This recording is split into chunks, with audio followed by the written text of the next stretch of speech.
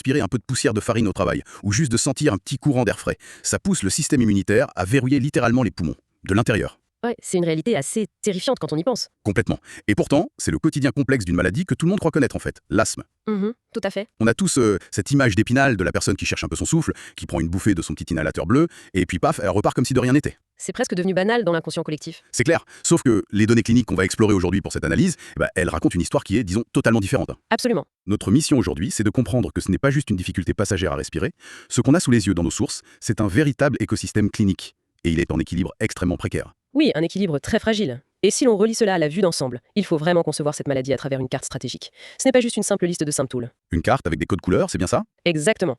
Les protocoles utilisent un code couleur clinique très pragmatique. Ça va d'ailleurs nous servir de fil conducteur aujourd'hui. D'accord, alors comment ça s'organise? Eh bien, on commence par le bleu. Ça, c'est la chronique, la physiopathologie pure, les fondations en quelque sorte. La base du problème. Voilà. Ensuite, on a le vert. Le vert symbolise le contrôle, l'état stable qu'on veut maintenir chez le patient. Logique. Et après, j'imagine qu'on glisse vers des couleurs plus urgentes. C'est ça, on passe au jaune, à l'orange et enfin au rouge. Et là, le rouge, c'est l'urgence vitale, les exacerbations sévères. C'est fascinant de voir à quel point c'est une condition dynamique en fait. L'équilibre peut se rompre de manière foudroyante. Tout à fait. Un patient peut basculer d'une zone à l'autre de façon très abrupte. Et justement, pour comprendre cette bascule, il faut d'abord regarder sous le capot, plonger dans cette fameuse zone bleue pour voir le moteur de la maladie. Le fameux moteur pathologique, oui. Dans nos documents, on parle d'une triade physiopathologique. Oui, ce sont 3 mécanismes clés qui s'enchaînent. Voilà. Le premier, c'est l'inflammation bronchique. On sait que c'est chronique. Et ce qui m'a vraiment surpris, c'est que cette inflammation ne fait pas que gonfler les tissus temporairement. Ah non, pas du tout. Elle modifie carrément la structure physique des voies aériennes, C'est ça. à cause de cellules qu'on appelle les éosinophiles. Mais du coup, comment une simple inflammation peut-elle remodeler un organe entier? Eh bien, c'est un processus de destruction et de réparation qui est, disons, très mal géré par le corps. Les éosinophiles, ce sont des globules blancs spécialisés. Leurs soldats, en gros. C'est ça.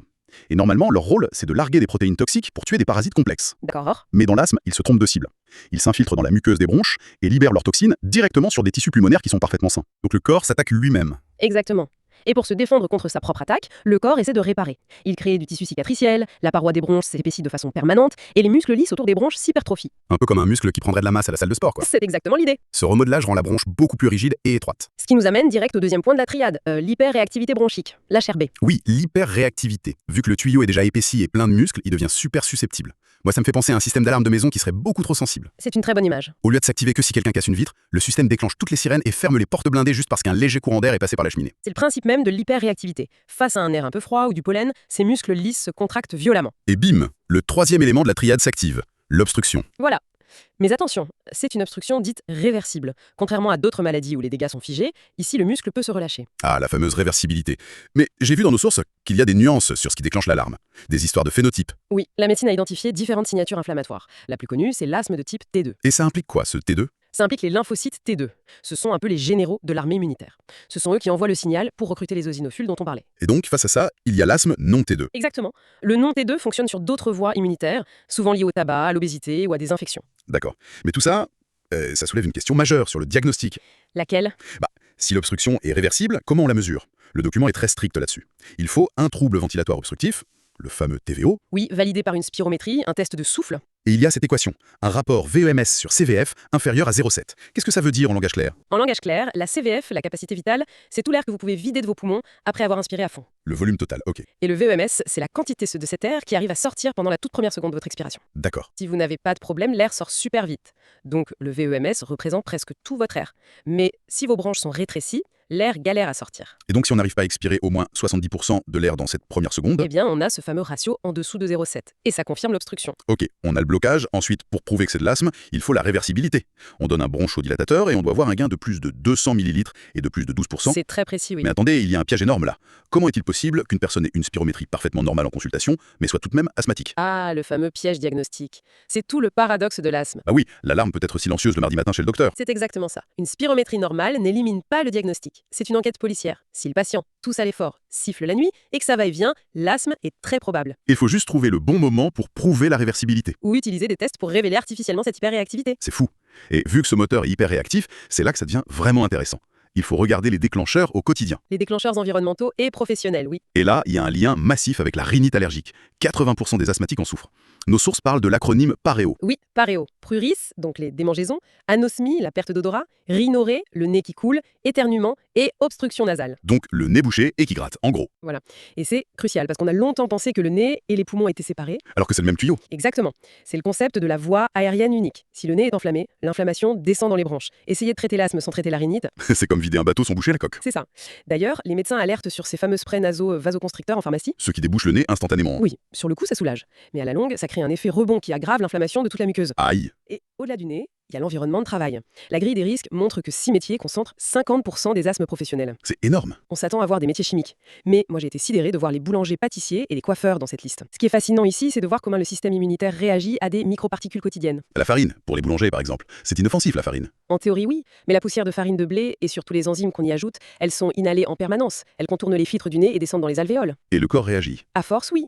Les cellules immunitaires apprennent à reconnaître ces protéines comme des ennemis. Un jour, la tolérance bascule. La moindre pincée de farine déclenche une crise. C'est terrible. Et pour les coiffeurs, ce sont les produits? Oui, les persulfates utilisés pour la décoloration, les aérosols, des irritants très puissants. Devoir lâcher son métier à cause de ça. Bon, face à tous ces déclencheurs, on arrive à notre fameuse zone verte, l'escalier thérapeutique. Comment on maintient l'équilibre? Déjà, on évalue avec un test, l'asthma contrôle test. La matrice de contrôle. Voilà, c'est sur 25 points. Si le score est en dessous de 20 sur 25, l'asthme n'est pas bien contrôlé. Et s'il n'est pas contrôlé, il faut utiliser l'arsenal pharmacologique qui est divisé en deux piliers. Le traitement de fond et le traitement de secours. Si on reprend une image, le traitement de fond, c'est un peu le thermostat intelligent de la maison. Il maintient le climat stable en arrière-plan. Oui, c'est l'idée. Et le traitement de secours, la fameuse ventoline par exemple, c'est l'extincteur. On l'utilise quand le feu est déjà là. Exactement. Sauf que l'extincteur ne répare pas le thermostat. Le traitement de fond utilise des corticoïdes inhalés pour éteindre l'inflammation à la racine. Alors que le secours ne fait que détendre le muscle. Et ça nous amène à la règle d'or absolue mentionnée dans les documents. On ne donne jamais de bronchodilatateurs à longue durée d'action seul. Jamais. Ils doivent toujours être associés à des corticoïdes inhalés. Pourquoi c'est si strict? Parce que si vous donnez juste un dilatateur qui ouvre les bronches sur 12 heures, le patient se sent super bien, il respire. Ah, donc il a l'impression d'être guéri. Mais le feu inflammatoire continue de couver en dessous, on masque les dégâts. Et quand l'effet du dilatateur s'arrête, la crise qui survient peut être fatale, parce que les murs de la bronche sont ravagés. D'où l'importance de l'éducation thérapeutique. Les gens doivent comprendre cette différence fond versus secours. C'est le pivot central du traitement. Mais parfois, même avec le bon traitement, le système s'effondre. Un virus, beaucoup de pollen, et on plonge dans la zone rouge. L'urgence. La mécanique de l'exacerbation sévère. Les sources parlent du piège alvéolaire, le air trapping. L'inflammation crée du mucus, un spasme. Mais concrètement, qu'est-ce que tout cela signifie mécaniquement? Eh bien, à l'inspiration, l'air entre facilement car l'effort d'aspiration élargit les bronches, mais à l'expiration, La branche se ferme trop tôt. exactement. Elle s'affaisse à cause de la pression.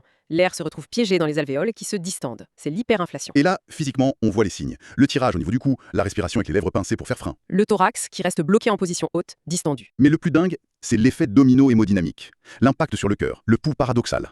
Comment de l'air bloqué peut écraser le cœur? C'est purement mécanique. Le patient force pour inspirer, ce qui crée une pression négative intense. Un vide dans le thorax. Ce vide aspire trop de sang vers le côté droit du cœur. Le ventricule droit se gorge et se dilate. Ok. Mais comme les poumons sont gonflés par l'air piégé, il n'y a plus de place. Donc le septum, la paroi du cœur, est poussé vers la gauche. Et ça vient écraser le ventricule gauche. Voilà, le ventricule gauche est comprimé, il éjecte moins de sang, et la tension artérielle chute à chaque inspiration. C'est le pouls paradoxal. Cela soulève une question importante sur la gravité de la crise. Ce n'est pas juste un manque d'air, on est sur une défaillance cardio-respiratoire. Absolument, une défaillance imminente. Et face à cette ligne rouge, l'évaluation de l'urgence est vitale. On regarde si la personne peut parler. Des phrases normales, des mots seuls, ou si c'est impossible de parler. L'incapacité de parler, c'est le signe de l'asthmie aiguë grave, l'AAG. Avec la saturation en oxygène qui s'effondre. Mais il y a un chiffre choc dans notre dossier concernant les urgences. Le facteur de risque de décès, c'est l'abus de bronchodilatateurs à courte durée d'action. Plus de 3 flacons par an. Oui, plus de 3 flacons, c'est un drapeau rouge absolu. 3 petits flacons sur une année, ça me paraît peu pourtant. En fait, ça montre que le patient utilise son extincteur en permanence au lieu d'utiliser son thermostat de fond. L'inflammation n'est pas contrôlée. C'est la poudrière. Et quand ça explose, l'arbre décisionnel d'urgence est clair. Pour une crise sévère, l'AAG, transfert médicalisé direct, oxygène, nébulisation. Et surtout, l'instruction stricte de ne jamais retarder la corticothérapie systémique. Les corticoïdes en pilule ou en intraveineuse. Oui, le temps est le facteur vital. Il faut éteindre cet incendie inflammatoire qui cause le piège alvéolaire, sinon c'est l'arrêt respiratoire. Impressionnant. Finalement, si on résume cette plongée, gérer l'asthme, c'est gérer un équilibre respiratoire dynamique. C'est une très belle synthèse, une balance constante. D'un côté, les poids qui déstabilisent. Les virus, le métier de boulanger, l'abus de secours. De l'autre, l'éducation, le traitement de fond. Et pour ceux qui nous écoutent, savoir que ça modifie la structure même des voies aériennes rend la prise de son inhalateur de fond hyper logique. Ça prend tout son sens. Mais pour conclure, on a parlé au début du phénotype T2, avec cette cascade immunitaire spécifique des lymphocytes T2 et des éosinophiles. Oui, l'armée et ses généraux. Eh bien, ça fait réfléchir pour l'avenir. Si la science a identifié que tout part de ces lymphocytes défectueux, est-ce qu'on ne pourrait pas un jour simplement les éteindre? C'est la réflexion fascinante de notre époque, la reprogrammation génétique ou cellulaire. Au lieu de prendre des inhalateurs toute sa vie, on pourrait rendre cette maladie complètement réversible à la racine. Ce serait une véritable révolution de la médecine respiratoire. Ne plus gérer une maladie chronique, mais la guérir. Une perspective incroyable pour terminer cette analyse. Merci de nous avoir suivis dans les méandres de notre système respiratoire. À très vite pour une nouvelle exploration.